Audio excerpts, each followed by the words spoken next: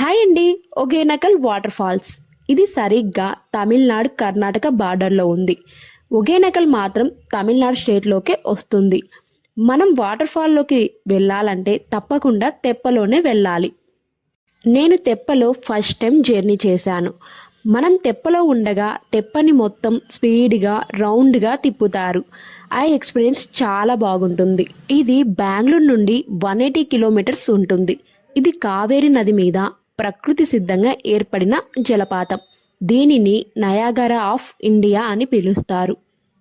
ఇది చూడటానికి వాటర్ అంతా వచ్చి ఒకే లోయ లాంటి ప్రదేశంలో నీళ్లు జారుతూ ఉండి తుంపర్లు ఎగిసిపడుతూ ఆ వాటర్ శబ్దం వింటూ ఉంటే ఎంతసేపైనా అక్కడే ఉండిపోవాలనిపించింది.